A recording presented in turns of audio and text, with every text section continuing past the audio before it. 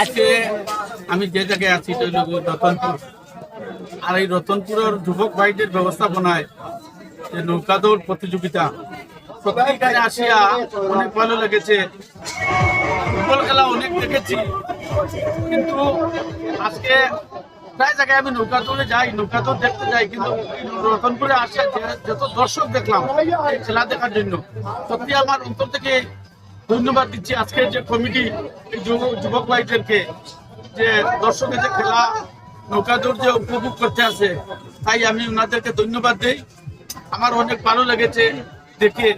এখন পর্যন্ত ফাইনালে আসে নাই, ফাইনাল দৌড় হবে, এখন সময় আসছে, আরো 1 ঘন্টার ভিতরে ফাইনাল দৌড় হবে। ইনশাল্লাহ কে জিতবে কে হারবে বলতে পারছি না। এখানে কি মানে প্রতি বছর হয় নাকি? প্রতি বছর হয়। আচ্ছা, এখানের মধ্যে মানে ফার্স্ট উইনিং যেমন পুরস্কার কিভাবে পুরস্কার দেবো, মানে কি ধরনের পুরস্কার এখানে থেকে প্রথম 20,000 টাকা, দ্বিতীয় গ্রুপ 10,000 টাকা, আবার আছে ছোট নৌকার প্রথম গ্রুপ 10,000 টাকা, দ্বিতীয় গ্রুপ 5,000 টাকা।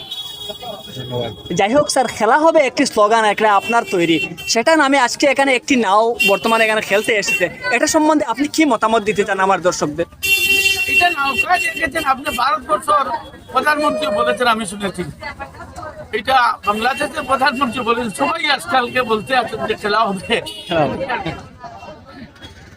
যখন এটা আবিষ্কার করতে যখন আপনি আমাদের হাইলাকান্দিতে, তখন আজকের এই যে নৌকা একটি আসছে যেটার নাম দিয়েছেন, টিমের নাম খেলা হবে, এই টিম সম্বন্ধে আপনি একটু কিছু বলেন, বার্তাতে পারেন নিশ্চয়ই। না না, এই টিম তো নৌকা খেলা হবে নাম দিয়েছে, কিন্তু কতটুকু খেলে অল্প করে আমরা খেলা পরে বলতে পারবেন। এখন তো জলে খেলা বাদে হাতে কেমন খেলা আছে দেখাই পরে দেখাবো। ঠিক আছে, আপনার নিশ্চয়ই এই খেলাটি আপনার ভালো লাগছে আজকের দিনটি? ভালো লাগছে নৌকার খেলা, আমার না সবারই ভালো লাগে। ভালো লাগছে, বিশেষ করে রতনপুরবাসীকে আপনি কি বার্তা দিতে চান যে এই খেলা নিয়ে আগামী দিনে কি? রতনপুরবাসীকে আমি আলকাপুর কাঠিতলার বিধায়ক হিসাবে ধন্যবাদ দেই, বা এই খেলা পরিচালনা যারা কমিটি ওনাদেরকে ধন্যবাদ দেই। আগামী দিনে আমার আরো ভালোভাবে সহযোগিতা থাকবে, আরো সুন্দরভাবে খেলা হবে।